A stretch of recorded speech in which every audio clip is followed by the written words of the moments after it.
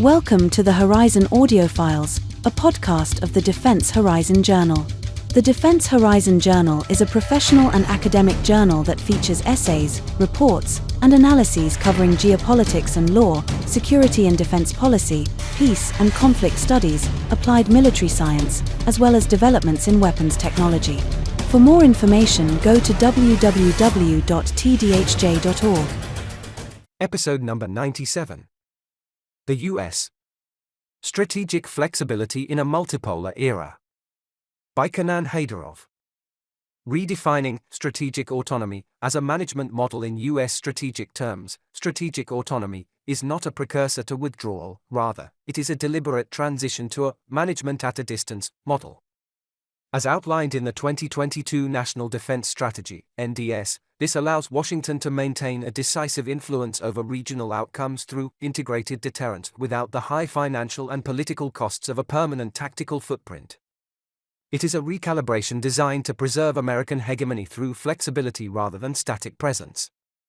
The strategic orchestration of energy dominance. The current volatility in the Strait of Hormuz represents a deliberate strategic orchestration rather than a tactical retreat. Unlike previous decades, the United States has solidified its position in the 2026 period as a net energy exporter, a structural shift validated by long-term energy projections that fundamentally alter the cost-benefit analysis of maritime policing. Consequently, when Washington speaks of strategic autonomy, it is effectively transferring the security tax of the Strait to the actors most dependent on its daily stability. Given that nearly half of the People's Republic of China's PRC crude oil imports are structurally reliant on this maritime choke point, any regional instability directly threatens the manufacturing heart of Asia, while the North American economy remains domestically insulated and structurally resilient. Mechanics of security cost transfer and insurance premiums. The U.S. shift toward a reduced direct security role in the Strait of Hormuz operates through a clear mechanism of cost externalization. As Washington scales back its function as the primary guarantor of maritime security, the financial and operational burden does not disappear, it is redistributed to those actors most dependent on uninterrupted energy flows. This transfer manifests first through market mechanisms. Periods of instability drive sharp increases in war risk insurance premiums, freight costs, and tanker rerouting expenses.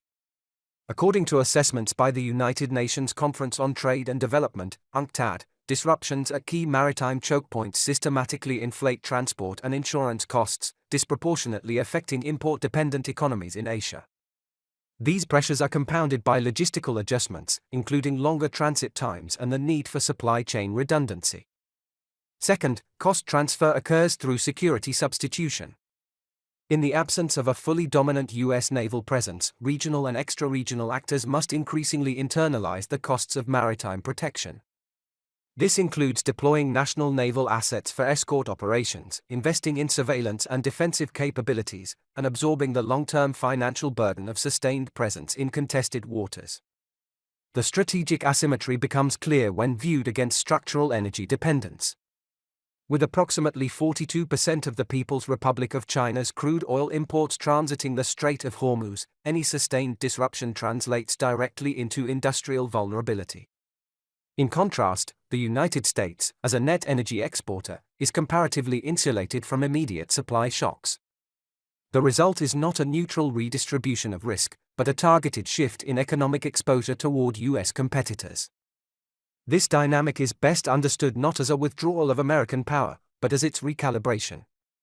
By allowing instability to impose costs selectively, Washington transforms the Strait from a shared global responsibility into a strategic pressure point, where the primary economic consequences are borne by rival powers rather than the United States. Integrated deterrence and technological recalibration. The recalibration of the U.S. Fifth Fleet should be understood through the framework of integrated deterrence, a central pillar of contemporary American defense policy. Rather than relying on a persistent, high-visibility military presence, Washington is shifting toward a model that preserves strategic influence through technological dominance and flexible force projection. This transition is enabled by the growing integration of intelligence, surveillance, and reconnaissance (ISR) systems with advanced integrated air and missile defense (IAMD) architectures. Together, these capabilities provide near-continuous battlefield awareness and the ability to detect, track, and neutralize threats at range. As a result, the United States can sustain credible deterrence and rapid strike capacity without exposing high-value assets, such as carrier strike groups, to concentrated risk. In practical terms, this reduces the operational necessity of a permanent forward-deployed footprint. ISR saturation creates a form of battlefield transparency in which adversary movements are increasingly visible, while IAMD systems enable interception and response without requiring large-scale physical presence. This combination allows the U.S. to manage escalation dynamics and maintain control over critical maritime corridors through over-the-horizon capabilities rather than continuous on-site enforcement.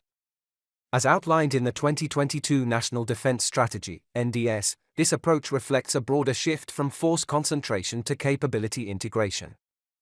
The objective is not to withdraw from contested regions, but to redefine how influence is exercised within them. By leveraging technological systems to maintain situational awareness and strike potential, Washington can uphold deterrence while minimizing both financial costs and political exposure associated with traditional force deployment. The antithesis, regional agency and countermeasures. However, this strategic recalibration does not occur in a vacuum. It is met with significant countermoves from regional and global actors.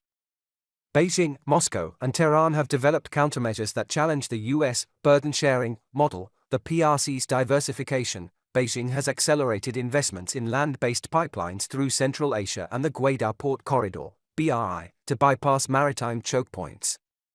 Russia's energy maneuvers. Moscow exploits regional tensions to maintain leverage within the OPEC Plus framework, coordinating production to manipulate prices. Iran's hybrid capacity. Tehran's response includes a decisive shift toward regional trade networks and the use of asymmetric proxies to test the limits of U.S. technological defenses. 14-day disruption scenario. Economic impact assessment. To illustrate the efficacy of this shift, consider a concrete scenario involving a 14-day disruption of the Strait by Iran. According to Oxford Institute for Energy Studies, OIES, commodity risk simulations, such an event would trigger an immediate 20 to 30% spike in global crude prices. While the U.S. economy remains shielded by its domestic shale surplus, the primary financial burden would be borne by the PRC and India through massive supply chain rerouting costs and industrial slowdowns. Consequently, this scenario transforms the Strait from a global choke point into a regional economic liability for U.S. competitors, effectively externalizing the costs of instability. A new era of leadership. The 2026 Hormuz Crisis does not signal the erosion of American power, but its transformation. The United States is not withdrawing from the region, it is redefining the terms on which it engages with it. By shifting from direct security provision to a model of managed instability, Washington is repositioning the Strait of Hormuz from a burden it must secure into a pressure point its competitors must sustain. This recalibration rests on two reinforcing dynamics. First, structural energy independence reduces the United States' exposure to immediate supply shocks. Second, the integration of ISR and IAMD capabilities enables deterrence and control without the costs of permanent forward deployment. Together, these allow Washington to maintain strategic influence while redistributing the operational and financial burdens of regional security. The consequence is a fundamental shift in the exercise of hegemony. Stability is no longer guaranteed unilaterally. Instead, it is selectively underwritten, with the costs of disruption falling disproportionately on those most dependent on uninterrupted energy flows. In this framework, power is expressed less through continuous presence than through the strategic allocation of risk. For policymakers and markets alike, this marks the transition from an era of American-provided security to one of enforced burden-sharing amid uncertainty. The central question is no longer whether the United States can secure the Strait, but whether its competitors can afford to do so in its stead. Author, Kenan Haydarov. Geopolitical analyst and international risk specialist. Author of The Munition Trap Doctrine. The views contained in this article are the author's alone and do not represent the views of any employer. This was the Horizon Audiofiles, a podcast of the Defense Horizon Journal. For more information, go to www.tdhj.org. Thank you for listening.